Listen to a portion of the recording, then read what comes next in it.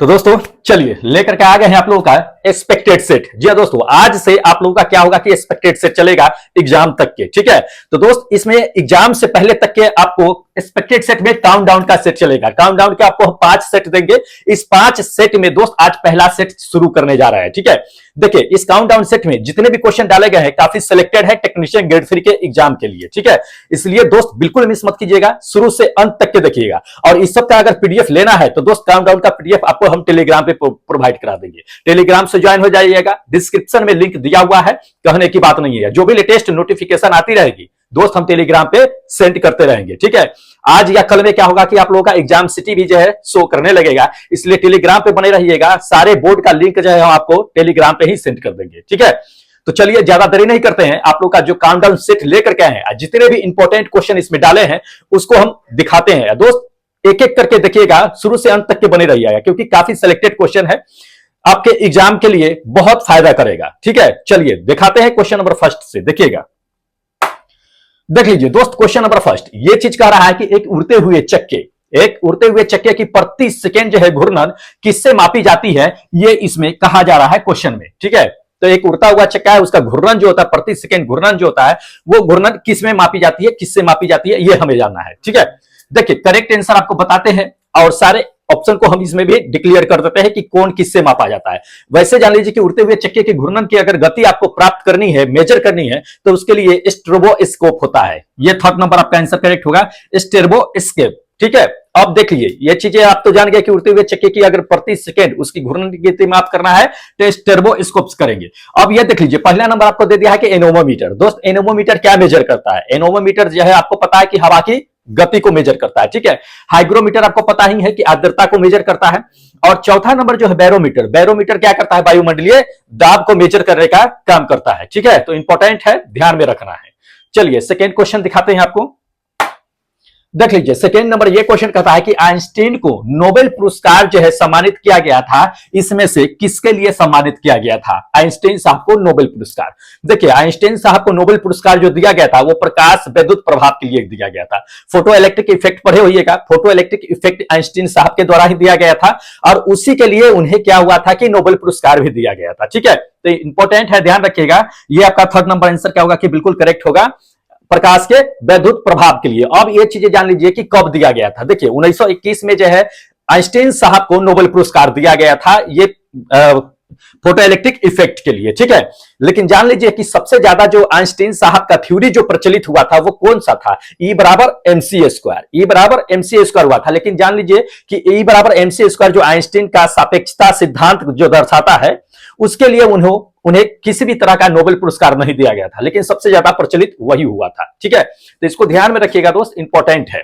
कभी कभी ये पूछ देगा कि E बराबर MC स्क्वायर किसका जो है दिया गया है, तो आइंस्टीन साहब का। चलिए अगला नंबर देख लीजिए। अगला नंबर ये क्वेश्चन कहता है कि सेमीकंडक्टर में, कहता है कि उसमें क्या किया जाता है ना दोस्त कि एक अशुद्धि मिला दिया जाती है सेमीकंडक्टर में। तो अशुद्धि मिलाई जाती है, तो वो क्यों मिला दी जाती है, यही हमें इसमें जानना है। बहुत अच्छा है दोस्त, इससे 2 क्वेश्चन आपको पकड़ में आ जाएगा। पहला नंबर तो ये चीज कहेगा कि अगर सेमीकंडक्टर में अशुद्धि मिला दी जाती है तो उसे क्या कहते हैं। दूसरी नंबर अशुद्धि क्यों मिला दी जाती है। तो दोनों क्वेश्चन यहाँ पे हम आपको बताते हैं। तो पहला तो ये देख लीजिए कि सेमीकंडक्टर है, उसके प्रयोग के लिए उसमें क्या किया जाता है कि अशुद्धियां मिला दी जाती है। तो जब अशुद्धि मिलाई जाती है तो ऐसा क्यों किया जाता है दोस्त? उसकी कंडक्टिविटी बढ़ाने के लिए, उसकी चालकता को बढ़ाने के लिए। ध्यान रखिएगा, क्या? उसकी चालकता को बढ़ाने के लिए। ये थर्ड नंबर आपका आंसर क्या होगा कि बिल्कुल करेक्ट होगा, उसकी चालकता कंडक्टिविटी बढ़ाने के लिए। अब ये चीजें जान लीजिए कि कंडक्टर में दोस्त अशुद्धि जो मिलाती है वो अशुद्धि मिलाने की प्रक्रिया को क्या कहते हैं दोस्त? डोपिंग कहते हैं। क्या कहते हैं? डोपिंग। या आपको ये भी क्वेश्चन दे देगा कि डोपिंग क्या है। तो जब सेमीकंडक्टर में अशुद्धि मिलती है तो वो डोपिंग होता है। ये चीजें ध्यान रखिएगा, डोपिंग भी दोस्त पूछे जाते हैं क्वेश्चन, तो इंपॉर्टेंट है, ध्यान में रखना है। चलिए अगला क्वेश्चन आपको दिखा देते हैं। देख लीजिए अगला नंबर ये क्वेश्चन कहा जा रहा है कि दोस्त सौर ऊर्जा को कहता है कि बिजली में क्यों कौन जो है परिवर्तन करने के लिए सबसे प्रयुक्त युक्ति है, ये हमें बताना है। देखिए सौर ऊर्जा को आपको क्या करना है कि इलेक्ट्रिक में कन्वर्ट करना है। जैसे कि आप जानते होइएगा सोलर पैनल लगाते हैं छत पे, तो सोलर पैनल या स्ट्रेट लाइट लगता है उसमें भी सोलर पैनल लगा होता है। तो वो क्या करता है? सूर्य से प्रकाश लेकर क्या करता है? बिजली में कन्वर्ट कर देता है। तो ये कौन करता है दोस्त? उसमें जो होता है वो फोटो वोल्टिक फोटो प्रकाशीय वोल्टिक सेल कहिए, ये चीजें कहिए, उसमें जो बैटरी लगा होता है, सो जो प्रकाश को क्या करता है कि स्टोरेज करता है, उसको स्टोरेज करने के बाद जो है इलेक्ट्रिक में कन्वर्ट करता है, प्रकाशीय वोल्टीय सेल। ठीक है, तो इसको ध्यान में रखिएगा। हाँ, ये सेकेंड नंबर आपका आंसर क्या हुआ कि बिल्कुल करेक्ट होगा। फोटोवोल्टेइक सेल जो होता है, हाँ यही है, प्रकाशीय वोल्टेइक सेल जो होता है, सो यही क्या करता है आपको कि दोस्त काम करता है सौर ऊर्जा को इलेक्ट्रिक एनर्जी में कन्वर्ट करने का। चलिए अगला क्वेश्चन देखिएगा। हाँ देख लीजिए, ये क्वेश्चन काफी सिलेक्टेड है, काफी इंपॉर्टेंट भी है, पूछा भी जाता है। ये क्वेश्चन क्या कहता है कि एक तार की लंबाई मान लीजिए कि एल मीटर है, और उसको खींच करके क्या किया जाता है कि तार की लंबाई 2l कर दिया जाता है। तार की लंबाई 2l कर दिया जाता है तो उसकी प्रतिरोध क्या होगी। जब तार की लंबाई l थी उस समय उसकी प्रतिरोध दोस्त जो है क्या रही होगी, और जब तार को खींच करके 2l लंबाई कर देंगे तब उसकी प्रतिरोध क्या होगी। देखिए आप ये चीजें जान लीजिए कि तार की जो लंबाई होती है वो प्रतिरोध के लंबाई के समानुपाती होती है। मतलब प्रतिरोध जो होता है वो तार के लंबाई के वर्ग के समानुपाती होती है, ध्यान रखिएगा। मतलब कि R बराबर जो होता है दोस्त L स्क्वायर होता है। क्या होता है? L square. अब ध्यान लीजिए कि लंबाई को, तार के लंबाई को जितना भी गुना कर दीजिए उतना स्क्वायर कर दीजिएगा। तो इसमें क्या करता है दोस्त, एक्स एल को 2l कर देता है, तो एल के जगह पे 2l रख दीजिए, कितना कीजिएगा, और स्क्वायर कीजिएगा, कितना आ जाएगा, 4 गुना आ जाएगा। तो ये पहले से क्या होगा, उसका प्रतिरोध जो होगा वो 4 गुना हो जाएगा। ठीक है, तो ध्यान रखना, ऑप्शन देख लीजिए इसमें से ये सेकंड नंबर आपका आंसर क्या होगा कि बिल्कुल करेक्ट होगा कि पहले से ये 4 गुना हो जाएगा। ठीक है, याद रखिएगा, इंपॉर्टेंट है। चलिए हाँ अगला नंबर देख लीजिए दोस्त, ये भी काफी सिलेक्टेड क्वेश्चन है, इंपॉर्टेंट भी है। कई बार ये सवाल जो है पूछे गए हैं, एसएससी के एग्जाम हो या रेलवे के एग्जाम हो, ये सवाल पूछे जाते हैं कि भोपाल त्रासदी गैस में किस गैस का रिसाव हुआ था। बहुत अच्छा क्वेश्चन है, हम लोग पढ़ चुके हैं कि मिथाइल आइसोसाइनाइड का क्या हुआ था कि रिसाव हुआ था। ठीक है, कब हुआ था? 3 दिसंबर 2 और 3 दिसंबर के रात में 1984 में मिथाइल आइसोसाइनाइड का क्या हुआ था कि रिसाव हुआ था, जिससे क्या हुआ था कि 15-16 हजार से भी ज्यादा लोग जो है उसमें जो है मारे गए थे। ठीक है, मिथाइल आइसोसाइनाइड के रिसाव से क्या हुआ था, मध्य प्रदेश में भोपाल में हुआ था, ये चीजें भोपाल में हुआ था। ठीक है, तो मिथाइल आइसोसाइनाइड इसको मारिएगा करेक्ट आंसर। देख लीजिए इसमें से ये फोर्थ नंबर आपका आंसर क्या होगा कि बिल्कुल करेक्ट होगा, मिथाइल आइसोसाइनाइड का रिसाव हुआ था। ठीक है, ध्यान रखना है ये चीजें, इसके बारे में हम कई बार जो है पूरा डिस्क्राइब भी कर चुके हैं। चलिए अगला क्वेश्चन देखिएगा। देख लीजिए अगला नंबर क्वेश्चन दोस्त, ये चीज कह रहा है कि एनोडाइजिंग कहता है कि एनोडाइजिंग प्रक्रिया में कहता है किस अम्ल का जो है उपयोग किया जाता है। तो एनोडाइजिंग प्रक्रिया आप जानते होइएगा, एनोडाइजिंग प्रक्रिया में किस अम्ल का दोस्त यूज करते हैं। देखिए एनोडाइजिंग प्रक्रिया जो होता है उसमें सल्फ्यूरिक एसिड का करते हैं, लेकिन किसका? तनु सल्फ्यूरिक एसिड का, डाइलेट सल्फ्यूरिक एसिड जिसे बोलते हैं। ठीक है, ये सेकेंड नंबर आपका आंसर करेक्ट होगा, तनु सल्फ्यूरिक एसिड, इसी का क्या करते हैं कि एनोडाइजिंग में जो है इस्तेमाल करते हैं। ठीक है, चलिए अगला देखिएगा क्वेश्चन। हाँ अगला नंबर देख लीजिए, ये भी क्वेश्चन जो है कई बार पूछा जा चुका है कि लोहे में जो जंग लगती है तो जंग से बचाने के लिए उस पर क्या लेपित किया जाता है। जो लेपित किया जाता है उस क्या किया जाता है, जिंक का लेपित किया जाता है। दे ही दिया है कि जिंक का लेपित किया जाता है, तो जिंक का लेपित करने की प्रक्रिया को क्या कहते हैं। बहुत अच्छा क्वेश्चन है, कभी कभी ये क्वेश्चन उलट फेर करके दे देता है कि लोहे को जंग से बचाने के लिए हम उस पर क्या चीज का लेप जो है चढ़ा देते हैं, तो जिंक का लेप चढ़ा देते हैं। और जिंक के लेप को चढ़ाने की प्रक्रिया को क्या कहते हैं, तो गैल्वेनाइजेशन या यस्दीकरण या जस्तीकरण कहते हैं। ठीक है, तो इसको ध्यान में रखिएगा, गैल्वेनाइजेशन भी अंग्रेजी में कहते हैं। तो ये आपका क्या होगा कि सेकेंड नंबर आंसर क्या होगा कि बिल्कुल करेक्ट होगा। ठीक है, जंग से बचाने के लिए किया जाता है विशेष रूप से। चलिए अगला देखिएगा क्वेश्चन, देख लीजिए अगला नंबर, ये क्वेश्चन कहा जा रहा है कि निम्न में से कौन सी जो है जल में घुलनशील विटामिन है। बहुत अच्छा क्वेश्चन है, ये भी दो तरीका से क्वेश्चन पूछे जाते हैं। एक तो आपको कहेगा कि जल में घुलनशील विटामिन कौन सा है, जैसा कि क्वेश्चन में दे दिया है। दूसरा ये चीज कहेगा आपको कि वसा में घुलनशील विटामिन कौन सा है। तो याद कीजिएगा, याद रखिएगा, कम से कम 2 ही ऐसे विटामिन है जो जल में घुलने वाले हैं, बाकी जितने भी विटामिन है वो सब वसा में घुलने वाले हैं। तो कम से कम जल में घुलने वाले विटामिन तो याद रख लीजिएगा। ठीक है, 2 ही है क्योंकि याद हो जाएगा। कौन कौन से है ये भी जान लीजिए। तो दोस्त बी के बाद सी आता है, विटामिन बी और सी, याद रखिएगा 2 विटामिन है, बी और सी जो है क्या है कि आपका जल में घुलने वाला विटामिन है, बाकी जितने विटामिन बच जाते हैं वो सभी जो है वसा में घुलनशील विटामिन होते हैं। ठीक है, तो पूछा जाता है इसमें, देख लीजिएगा ऑप्शन में बी और सी, तो बी तो दिया नहीं है, सी दे दिया है आपका। तो ये थर्ड नंबर आंसर क्या होगा कि बिल्कुल करेक्ट होगा कि विटामिन सी जो होता है वो जल में घुलनशील विटामिन होता है। ठीक है, तो इसको ध्यान में रखना है, इंपॉर्टेंट क्वेश्चन है। कभी कभी यह भी क्वेश्चन देता है कि जब हम सब्जी भूंजते हैं या सब्जी को फ्राई करते हैं तो कौन सी विटामिन उसमें से नष्ट हो जाती है। तो दोस्त फ्राई करते समय यही विटामिन सी जो है क्या है कि नष्ट हो जाती है। तो इसको याद रखिएगा दोस्त, इंपॉर्टेंट है। चलिए क्योंकि जो भी जल में घुलने वाली विटामिन सी विटामिन होते हैं वो सभी को फ्राई करते समय जो है वो नष्ट हो ही जाता है। बी भी नष्ट हो जाता है, सी भी नष्ट होता है, वसा में घुलनशील नहीं होता है, ध्यान रखना है। चलिए अगला देख लीजिएगा क्वेश्चन, देख लीजिए अगला नंबर ये क्वेश्चन कहता है कि निम्नलिखित में से कौन सी बीमारी एक परजीवी के कारण होती है। बहुत अच्छा क्वेश्चन है। तो परजीवी के कारण इसमें से बताना है कि कौन सी बीमारी होती है। अच्छी तरह से जानते हैं कि कौन सी बीमारी होती है परजीवी के कारण। दोस्त मलेरिया, ये आपका सेकेंड नंबर ऑप्शन करेक्ट होगा कि मलेरिया। मलेरिया जो होता है वो क्या होता है कि परजीवी के कारण होता है। अब ये जान लीजिए कि कभी कभी क्वेश्चन घुमा कर दे देगा आपको कि मलेरिया जो होती है वो किस परजीवी के कारण होता है। तो ध्यान रखिएगा प्लाज्मोडियम जो होता है परजीवी उसके वजह से होता है। किससे होता है? तो मच्छर के काटने से होता है, ये मलेरिया होता है। ठीक है, प्लाज्मोडियम, ध्यान रखना है ये चीजें। चलिए अगला क्वेश्चन आपको दिखा देते हैं, देख लीजिए अगला नंबर। ये क्वेश्चन कहा जा रहा है दोस्त कि किस ग्रह को लाल ग्रह के नाम से जानते हैं। बहुत अच्छा क्वेश्चन है।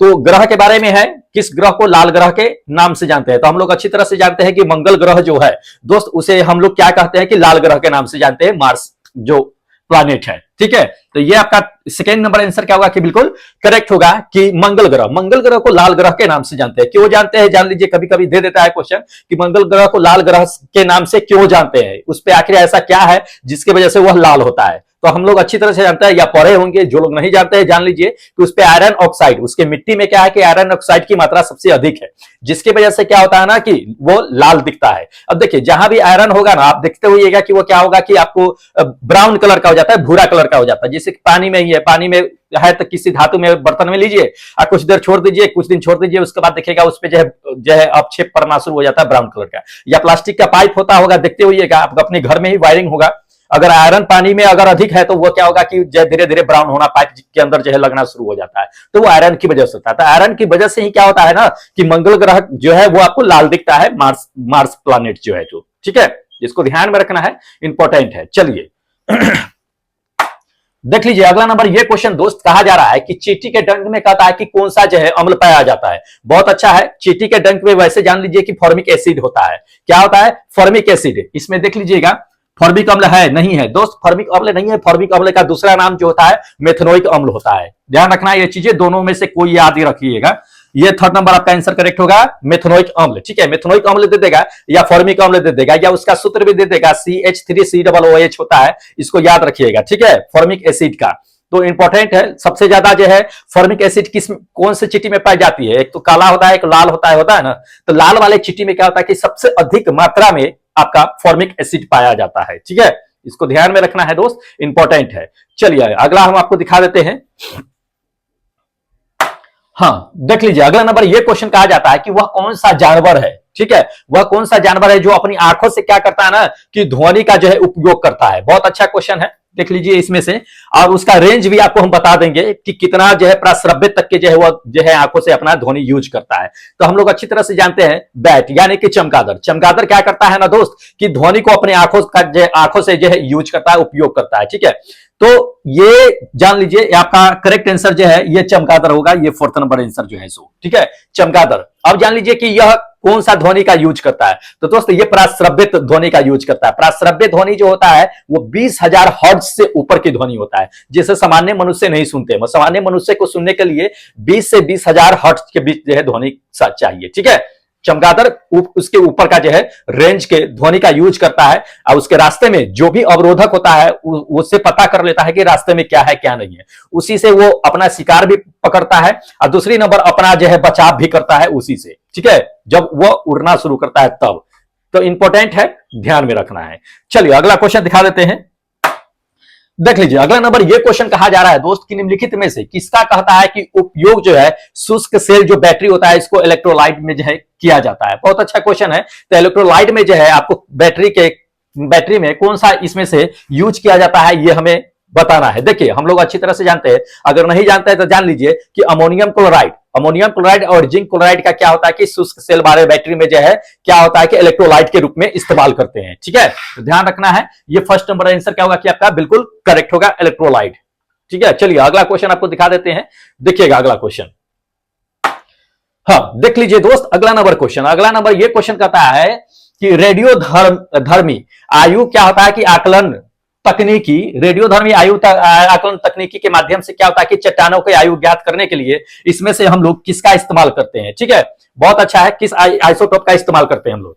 देखिए, चट्टान का जो आयु होता है वो क्या होता है कि लाखों वर्ष पुराना होता है। चट्टान जो होता है सो लाखों करोड़ों वर्ष का ये पुराना होता है। और जब लाखों करोड़ों वर्ष पुराने जो है पदार्थों को क्या होता है कि आयु अगर ज्ञात करना है तो उसके लिए कार्बन 14 डेटिंग का इस्तेमाल नहीं करते। कार्बन 14 जो डेटिंग होता है, कार्बन 14 पद्धति जो होता है वो मैक्सिमम जो होता है 60 से 70 हजार साल के पुराने जो है क्या होता है जीवाश्म का आपका क्या करता है कि आयु ज्ञात करने में इस्तेमाल करते हैं। लेकिन मान लीजिए कि लाखों वर्ष, हजारों करोड़ों वर्ष जो है आपको जो है अगर मान लीजिए करोड़ों वर्ष पहले या लाखों वर्ष पहले कि अगर जो है वस्तु को आयु ज्ञात करना है, जैसे कि चट्टान है, चट्टान जो है दोस्त लाखों करोड़ों वर्ष होता है, उसकी अगर आयु ज्ञात करना है तो उसके लिए यूरेनियम डेटिंग का इस्तेमाल करते हैं। किसका? Uranium dating. तो इसमें यूरेनियम आपका आइसोटोप हो जाएगा आंसर। ठीक है, ये फर्स्ट नंबर आपका आंसर बिल्कुल करेक्ट होगा, यूरेनियम आइसोटोप। दोस्त इंपॉर्टेंट है, ध्यान में रखना है। चलिए अगला क्वेश्चन आपको दिखा देते हैं, देखिएगा।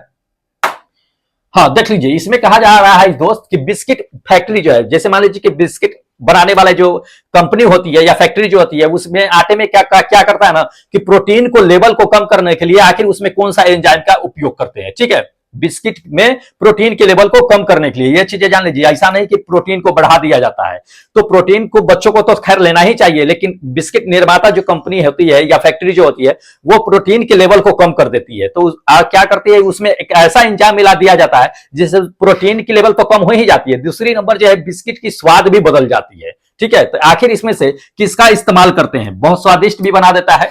देखिए आपको करेक्ट आंसर बताते हैं दोस्त, ये सेकेंड नंबर आंसर करेक्ट होगा आपका कि प्रोटीएज जो है एंजाइम मिला दिया जाता है। प्रोटीएज आटे में एंजाइम मिला देने से क्या होता है कि प्रोटीन, आटे का प्रोटीन जो है वो कम हो जाता है और उसका स्वाद जो है कहीं बेहतर हो जाता है। ठीक है, अब ये चीजें जान लीजिए कि प्रोटीन की अगर ज्यादा मात्रा आपके शरीर में अगर कमी हो गई तो उसकी वजह से क्या होगा दोस्त, ये बच्चों में होता है, जैसा कि पिछले क्लास में भी हमने बता दिया था कि प्रोटीन की कमी से क्वेश्चन पूछे जाते हैं ये कि प्रोटीन की कमी से कौन सी बीमारी होती है? क्वाशक्योर नामक बीमारी होती है। प्रोटीन का अच्छा स्रोत जो होता है वो दाल होता है, तो बच्चों को दाल अधिक मात्रा में पीना चाहिए, न कि बिस्किट खिलाना चाहिए। ठीक है, क्योंकि बिस्किट में प्रोटीन की मात्रा कम होती है, इसको ध्यान में रखिएगा, इंपॉर्टेंट है, बच्चों को बिस्किट से दूर रखना है। चलिए अगला नंबर देख लीजिए दोस्त। अगला नंबर ये क्वेश्चन कहा जा रहा है कि क्लोरोफिल ए और बी में कहता कि मौजूद धातु का नाम बताना है। तो क्लोरोफिल में जो है मौजूद ए और बी में कौन से धातु मौजूद होते हैं ये हमें बताना है। बहुत अच्छा क्वेश्चन है। देखिए क्लोरोफिल ए और बी में जो धातु मौजूद होते हैं वो होते हैं मैग्नीशियम। कौन होता है? मैग्नीशियम होता है। ठीक है, ये थर्ड नंबर आपका आंसर करेक्ट होगा कि मैग्नीशियम होता है। अब ये चीजें जान लीजिए कि क्लोरोफिल कहां मौजूद होता है दोस्त, क्लोरोप्लास्ट में होता है। क्लोरोप्लास्ट में होता है। क्लोरोफिल की वजह से क्या होता है ना कि पत्ती हरा रंग का दिखता है। ठीक है, तो इसको ध्यान में रखिएगा, प्रकाश संश्लेषण के लिए क्लोरोप्लास्ट जो है बहुत बड़ी भूमिका निभाती है। चलिए अगला क्वेश्चन दिखा देते हैं आपको, देख लीजिए अगला नंबर क्वेश्चन दोस्त। अगला नंबर ये क्वेश्चन कहता है कि शरीर के किस भाग में प्रोटीन का पाचन शुरू होता है। बहुत अच्छा क्वेश्चन है। ये क्वेश्चन ये पूछे जाते हैं कि प्रोटीन का पाचन शुरू कहां से होता है। ठीक है, या दूसरा क्वेश्चन ये पूछा जाता है कि मनुष्य में भोजन का पाचन शुरू कहां से होता है। तो भोजन का पाचन तो मुख से शुरू होता है, अंदर तक के जो है खत्म होता है, गुर्दे तक के जाकर के खत्म होता है। ठीक है, बढ़िया हाथ से होते हुए। अब ये जान लीजिए कि प्रोटीन का पाचन कहां शुरू होता है दोस्त, पेट में शुरू होता है। छोटी आंत में क्या होता है ना कि प्रोटीन का जो है पाचन शुरू होता है। तो इसको ध्यान में रखिएगा, पेट में मार दीजिएगा इसमें ऑप्शन देख करके। ये सेकेंड नंबर आपका आंसर बिल्कुल करेक्ट होगा कि पेट में। ठीक है, स्टमक में क्या होता है ना कि प्रोटीन का पाचन शुरू होता है। चलिए अगला क्वेश्चन आपको दिखा देते हैं, देखिएगा, देख लीजिए अगला नंबर ये क्वेश्चन कहता है कि शरीर का सैनिक जो है किसे कहते हैं। बहुत अच्छा क्वेश्चन है। सैनिक का काम क्या होता है दोस्त? सैनिक का काम ये होता है कि राजा को जो है रक्षा करना, दुश्मनों से बचाव करना, यही काम होता है। तो शरीर का सैनिक इसमें से आखिर कौन है जो बाहर के जो आक्रामक होते हैं, जो हमें क्षति पहुंचा सकते हैं, उसको जो है फाइट करके उसको रोकते हैं, हमें उससे क्या करते हैं कि बचाव करते हैं, वो कौन है? तो दोस्त वो है WBC, व्हाइट ब्लड सेल। ठीक है, ये ध्यान रखिएगा, ये सेकेंड नंबर आपका आंसर करेक्ट होगा, व्हाइट ब्लड सेल। अब ये चीजें जान लीजिए कि व्हाइट ब्लड सेल तो है छोटे मोटे जो भी जो है संक्रमण होते हैं हमारे शरीर में प्रवेश करने से ये व्हाइट ब्लड सेल क्या करता है कि उसे रोकता है। ठीक है, ये क्षमता है इसमें। अगर ये व्हाइट ब्लड सेल ना हो तो दोस्त हम डेली बीमार पड़ेंगे और हम क्या करेंगे कि दोस्त बहुत वीक हो जाएंगे, कमजोर हो जाएंगे और जो है ज्यादा समय तक के जो है जीवित नहीं रह पाएंगे अगर व्हाइट ब्लड सेल ना हो तो, क्योंकि बहुत ये प्रोटेक्ट करने का काम करता है। अब ये चीजें जान लीजिए कि व्हाइट ब्लड सेल जो है शरीर में ज्यादा मात्रा में भी रहना नहीं चाहिए, एक लिमिट मात्रा में होना चाहिए, न कम मात्रा में होना चाहिए न ज्यादा मात्रा में। अगर आपके एक सामान्य लेवल से अगर ज्यादा अगर हो जाता है व्हाइट ब्लड सेल तो आपके शरीर में बीमारी होने की चांसेस होती है। अब कौन सी बीमारी होती है? अगर ज्यादा WBC अपने शरीर में हो जाए तो दोस्त ल्यूकेमिया हो जाता है। कभी कभी ये भी क्वेश्चन पूछा जाता है कि ल्यूकेमिया किस के कारण होता है, हमारे शरीर में किस चीज की वृद्धि के कारण होता है? तो ल्यूकेमिया जो होता है व्हाइट ब्लड सेल के श्वेत रक्त कणिका जो होता है, कोशिका जो होता है, उसकी ज्यादा वृद्धि मात्रा में, सामान्य से ज्यादा मात्रा में वृद्धि हो जाने से ल्यूकेमिया हो जाता है। ठीक है, ध्यान रखना है अकॉर्डिंग टू क्वेश्चन। ये सेकेंड नंबर आपका आंसर बिल्कुल करेक्ट है। ठीक है, चलिए अगला क्वेश्चन आपको दिखा देते हैं। हाँ, देख लीजिए अगला नंबर ये क्वेश्चन कहता है कि निम्नलिखित में से पौधे में निम्नलिखित में से किस पौधे के किस भाग से आपको कह रहा है इसमें कि अफीम प्राप्त होता है? देखिए पौधे के किस भाग से अफीम प्राप्त होता है, बहुत अच्छा क्वेश्चन है। तो जान लीजिए कि पौधे से जो दूध निकलता है, जो जिसे हम लैक्टेस कहते हैं, तो वो सूखने के बाद जो प्राप्त होता है उसी से क्या होता है कि अफीम प्राप्त होता है। किससे? सूखे हुए लैक्टेस से, ड्राई लैक्टेस से क्या होता है कि हमें अफीम प्राप्त होता है। ध्यान रखना है ये चीजें। ये सेकेंड नंबर आपका आंसर क्या होगा कि बिल्कुल करेक्ट होगा, ड्राई लैक्टेस। चलिए अगला क्वेश्चन आपको दिखा देते हैं, देखिएगा। हाँ, देख लीजिए दोस्त, इसमें अगला क्वेश्चन कहता है कि निम्नलिखित में से कहता है कि कौन सी बड़ी रक्त वाहिका जो रक्त को क्या करता है, हृदय से दूर ले जाने का काम करता है। तो हृदय से दूर ले जाने का काम कौन करेगा, ये हमें इसमें जानना है। और हृदय के अंदर जो है लाने का काम कौन करता है, ये भी जानना है। देखिए ब्लड को हृदय से दूर जो ले जाने का काम करता है, फेफड़े तक के ले जाने का काम करता है, यह भी क्वेश्चन पूछ देता है, या दूर ले जाने का काम करता है, वो करता है धमनी। कौन करता है? धमनी। ये सेकेंड नंबर आपका आंसर करेक्ट होगा कि धमनी जो है क्या करता है, शरीर से दूर जो है ब्लड को ले जाने का काम करता है। क्यों ऐसा करता है? क्योंकि शरीर में ऑक्सीजन की पूर्ति हो सके। शरीर के अंदर जो है ब्लड लाने का कौन करता है? तो ये शीरा करता है। इसको याद रखिएगा, इंपॉर्टेंट है। धमनी और शीरा दोनों जो है अपने लिए, हार्ट के लिए बहुत इंपॉर्टेंट है। चलिए अगला नंबर देख लीजिए दोस्त। अगला नंबर ये क्वेश्चन कहता है कि मादा में निषेचन कहां होता है। जी हाँ, मादा में निषेचन जो होता है वो कहां होता है, काफी इंपॉर्टेंट क्वेश्चन है, पूछे जाते हैं ये चीजें। तो दोस्त मादा में जो निषेचन होता है वो फैलोपियन ट्यूब में होता है। किसमें? फैलोपियन नलिका जो होती है, फैलोपियन ट्यूब जो होती है उसमें होती है। ये फर्स्ट नंबर आपका आंसर करेक्ट होगा कि फैलोपियन नलिका या फैलोपियन ट्यूब। चलिए अगला क्वेश्चन आपको दिखा देते हैं, देखिएगा। देख लीजिए अगला नंबर ये क्वेश्चन कहता है कि जब दो अलग अलग पौधे होते हैं, अलग अलग पौधे होते हैं, उसके तनों को क्या होता है ना कि आपस में जोड़ा जाता है, जोड़ करके एक नए पौधे का निर्माण किया जाता है, उस प्रक्रिया को क्या कहते हैं? बहुत अच्छा क्वेश्चन है। जैसे कि हम लोग गांव में देखते होंगे या नर्सरी में देखते होंगे कि दो पौधे को काट देते हैं, एक साथ जोड़ करके उसको जो बांध करके एक नए पौधे का निर्माण कर देता है। उस प्रक्रिया को क्या कहते हैं दोस्त? उस प्रक्रिया को जान लीजिए कि ग्राफ्टिंग कहते हैं। क्या कहते हैं? ग्राफ्टिंग कहते हैं उसको। ठीक है, इसको ध्यान में रखिएगा, क्या कहते हैं? ग्राफ्टिंग कहते हैं। ये थर्ड नंबर आपका आंसर क्या होगा कि बिल्कुल करेक्ट होगा, ग्राफ्टिंग कहते हैं। इंपॉर्टेंट है। ठीक है, इससे क्या होते हैं ना कि एक नए पौधे का निर्माण हो जाता है। ठीक है, एक नए संकरण बीज का, मतलब पौधे का निर्माण था, उसी से नए बीज का भी निर्माण होता है। चलिए देखिएगा, ये सब जो है खास करके जो है एग्रीकल्चर में जो होता है, ये ज्यादातर जो है प्रैक्टिकली जो है वहां पे किया जाता है, नए संकर नए बीज का जब निर्माण करना होता है तो। चलिए अगला नंबर देख लीजिए दोस्त। अगला नंबर ये कहता है इसमें कि कंपनशील जो है क्वार्ट्ज क्रिस्टल, कंपनशील क्वार्ट्ज क्रिस्टल द्वारा क्या होता है कि हवा में उत्पन्न अल्ट्रासोनिक जो है वेव, कहते हैं किस प्रकार की जो है तरंग है, ये हमें बताना है। देखिए हवा में अगर कंपन हो रहा है और उससे ध्वनि जो उत्पन्न हो रही है, तो ध्वनि जो है कहता है किस तरह का जो है वेव है, ये मतलब जानना है। ठीक है, किस तरह की तरंगे है ये जानना है। देखिए जब भी कोई साउंड अगर हवा में उत्पन्न हो तो वो साउंड जो होती है वो अनुधर्ष तरंग होती है, लॉन्गिट्यूडिनल होती है। क्या होती है? लॉन्गिट्यूडिनल यानी कि अनुधर्ष तरंग होती है। ये आपका सेकंड नंबर आंसर क्या होगा कि बिल्कुल करेक्ट होगा कि लॉन्गिट्यूडिनल यानी कि तरंगधर्ज होती है, अनुधर्ज होती है। ठीक है, लेकिन प्रकाश जो हो गया, जो प्रकाश होती है वो अनुप्रस्थ तरंगे होती है। इसको ध्यान में रखिएगा, ये इंपॉर्टेंट है, पूछे जाते हैं। और ये चीजें जान लीजिए कि ध्रुवन भी पूछे जाता है इससे। तो प्रकाश जो होता है वो ध्रुवन को दिखाता है, ध्रुवन के कारण ही सिद्ध होता है कि प्रकाश क्या है कि अनुधर्ज तरंग, अनुप्रस्थ तरंग है। ध्वनि जो है ध्रुवन को नहीं दिखाता है, पोलराइजेशन को नहीं दिखाता है। तो इसको ध्यान में रखिएगा, ये भी क्वेश्चन पूछ देता है। चलिए अगला क्वेश्चन देख लीजिएगा। हाँ देख लीजिए ये क्वेश्चन दोस्त, ये चीज कह रहा है कि जल का त्रिबिंदु जो है वो क्या होता है, मतलब ट्रिपल पॉइंट जो होता है जल का वो क्या होता है, जिसमें तीनों अवस्था, तीनों स्टेज जो होते हैं अवेलेबल होते हैं। ठीक है, तो हम लोग अच्छी तरह से जानते हैं क्या होता है 0 डिग्री सेल्सियस। 0 डिग्री सेल्सियस तो हम लोग अच्छी तरह से जानते हैं कि होता है, लेकिन 0 डिग्री सेल्सियस नहीं दिया है, केल्विन दे दिया। तो 0 डिग्री सेल्सियस बराबर कितना केल्विन होता है? 273 केल्विन होता है, 273.1516 का ये केल्विन होता है, ठीक है।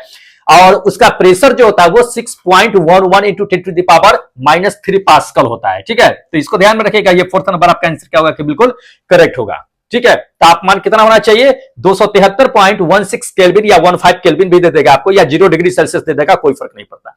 प्रेशर आप याद रखिएगा, प्रेशर आपका जो है ये रहेगा 6.11 into 10 to the power -3 pascal, ठीक है। या प्रेशर ना दिया तो कोई बात नहीं है, टेम्परेचर आपको जरूर दे देगा। चलिए अगला देखिएगा क्वेश्चन। देख लीजिए अगला नंबर क्वेश्चन दोस्त ये कह रहा है कि ऊष्मागतिकी के दूसरे नियम से इसमें से कौन सा जो है कथन है बताना है कि कौन सा जो है सही है, ये बताना है, ठीक है। देखिए अगर आप थर्मोडायनामिक्स पढ़े होइएगा तो आपको अब पता ही होगा कि थर्मोडायनामिक्स का दूसरा नियम क्या कहता है। थर्मोडायनामिक्स का दूसरा नियम यह कहता है कि अधिक टेम्परेचर जो होता है वो लो टेम्परेचर की ओर जो है प्रवाहित होते रहता है हमेशा, ठीक है। तो ये हमेशा ध्यान में रखिएगा, वो कभी भी क्या होता है कि एक इकाई नहीं होती है, वो हमेशा क्या होता है कि प्रभावित होती रहता है। किसी भी इंजन की दक्षता जो होती है उसी पे जो है ज्ञात किया जाता है, किसी भी इंजन की एफिशिएंसी जो होती है, और एफिशिएंसी किसी भी इंजन का कभी भी जो है इकाई नहीं होता है, एक नहीं होता है, ठीक है। इसको ध्यान में रखना है। देख लीजिएगा इसमें से ऑप्शन दोस्त ये सेकेंड नंबर आपका आंसर क्या होगा कि बिल्कुल करेक्ट होगा, ठीक है। कि उष्मा इंजन की इकाई यानी दक्षता जो होता है वो कभी भी इकाई नहीं होती है। तो ये आपका उष्मा थर्मोडायनामिक्स का सेकेंड लॉ के से ही प्राप्त होता है, ठीक है। चलिए अगला क्वेश्चन दिखा देते हैं दोस्त। हाँ ये भी क्वेश्चन इंपॉर्टेंट है कि आपका दे दिया है कि रक्त का जो होता है पीएच वैल्यू जो होता है, पीएच मान जो होता है वो कितना होता है। तो रक्त का पीएच मान हम लोग अच्छी तरह से जानते हैं कि 7.4 होता है। कितना होता है? 7.4 होता है, ठीक है। लेकिन देख चलिए ऑप्शन में दिखा देते हैं आपको। तो वैसे ऑप्शन में 7.4 तो दिया नहीं है, ठीक है, लेकिन उसके बीच का रेंज जरूर दे दिया है। ये फोर्थ नंबर देखिएगा, तो फोर्थ नंबर में आपको दे दिया है 7.35 से लेकर के 7.45। तो इसी के बीच में जो है 7.4 आता है, ठीक है। तो इसको मार दीजिएगा, बाकी ऑप्शन को देख लीजिए नहीं है। वैसे याद रखिएगा 7.4, इस रेंज को भी याद रखिएगा, नहीं तो 7.4 करके रट के जाइएगा, ना मिलेगा तो बस छोड़ के आ जाइएगा।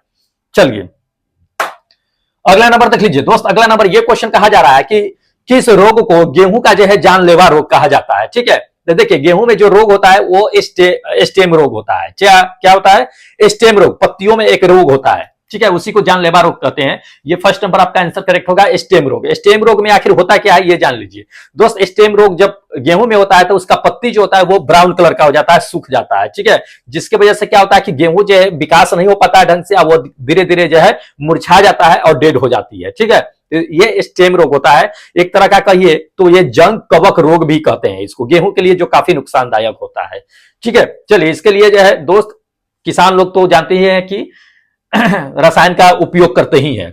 चलिए अगला नंबर देख लीजिए दोस्त। अगला नंबर ये क्वेश्चन कहा जा रहा है कि छोटी आंत में 3 भाग होते हैं, उसमें से पहला भाग किसे क्या होता है ये हमें जानना है, किसे कहते हैं इसमें से। देखिए आपको दिखा देते हैं कि ये छोटी आंत का ये जो तीनों देख रहे हैं ये तीनों भाग होता है, लेकिन इन तीनों में से हमें पहचान लेना है कि इसमें पहला भाग कौन सा है, ठीक है।